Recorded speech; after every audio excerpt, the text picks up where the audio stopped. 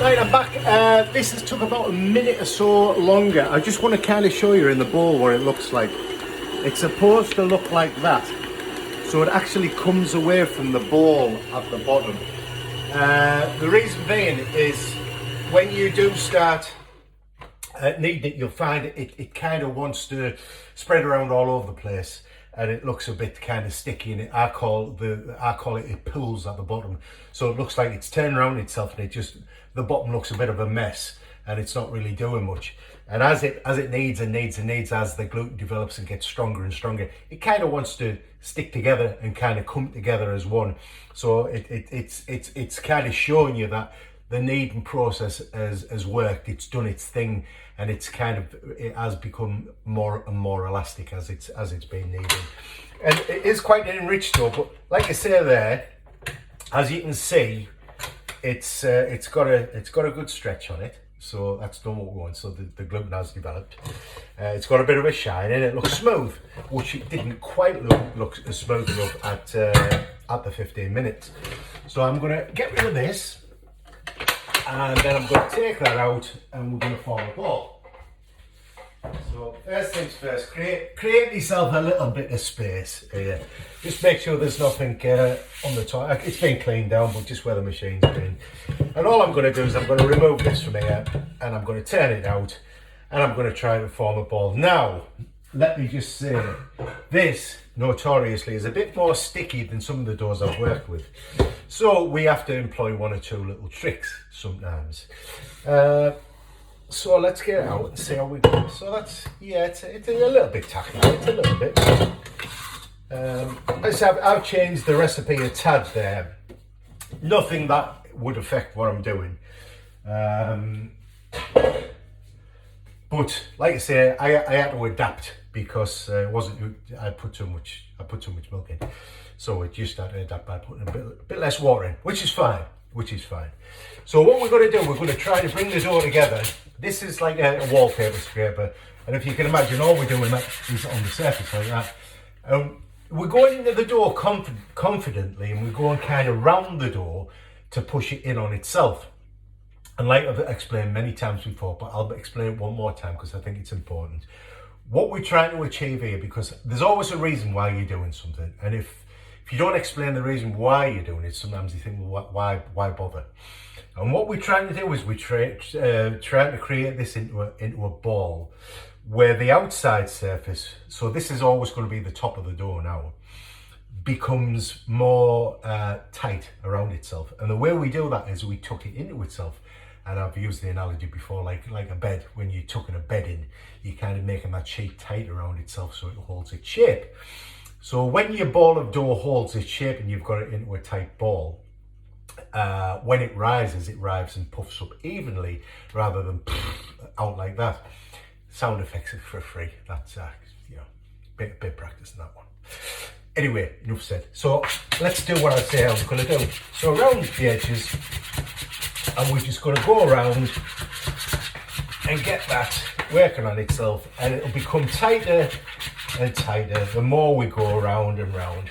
I'm just making sure that you can actually, I've got a few different methods for doing it, but like I say, you can go around like that, just keep on going, pushing it in, and as you go around the dough, you'll see like the area, this bit's a bit untidy, so I'm pushing this bit in, and eventually, I've developed a little new technique I use.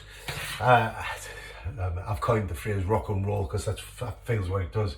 So I kind of pull the dough one side, lift it, move it, and roll the dough. So rocking and rolling. And I could do this all day, honestly. It's great, this. And I could just do this all day. And that's it. It's done. It's done. I've created a smooth surface. That's how you know it's done. It's smooth. It looks nice.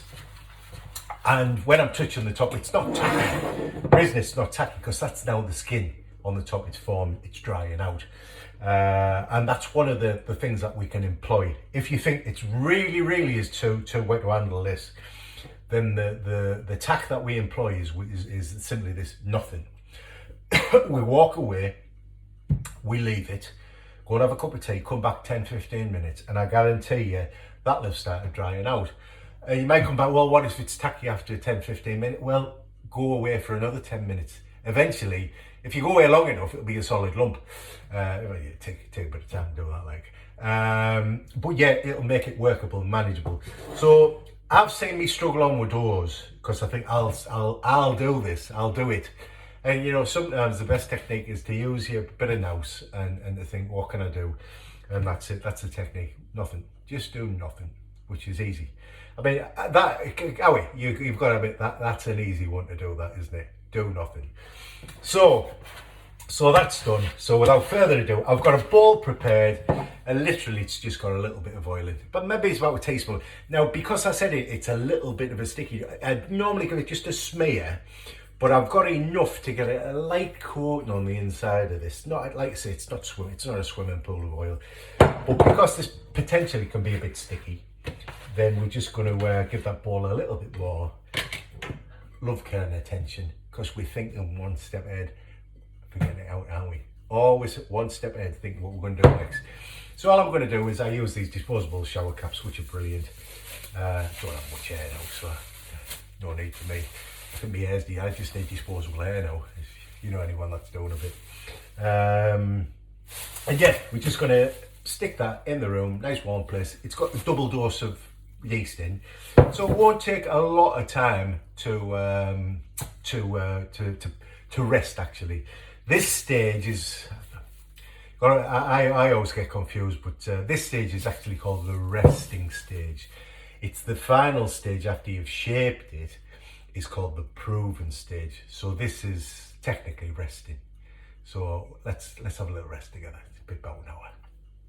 I can't rest, by the way, because since I said I've done baguettes and then I'm doing this, somebody's been on, and my mother-in-law actually, can you do as a bloomer now? So I'm on the bloomers next. So I thought it was just the baguettes and me sweet buns today, but now we're on the bloomers. So it's life, innit? We move on, we make bloomers and we move on, and then there'll be something else to go at. So you just crack on with it. One job, and the key is enjoy what you're doing. Just enjoy what you're doing. You know, sometimes whether it's peeling some potatoes, you think, or whatever, but I've got ways around that. You have a little look at man making mashed potato. No peeling, no boiling, just using jacket potatoes to make it dead easy to do. So if you haven't seen that, have a quick look at that. I might actually do it again sometime, because I think some of these just get lost in the ether somewhere. So anyway, that's it. I'm done. I'm going to come back when this is domed and touching the top, and then we'll crack on with this and ball it up and make some sweet buns. But that's it for now. That's ticked, and one job down. So bye for now.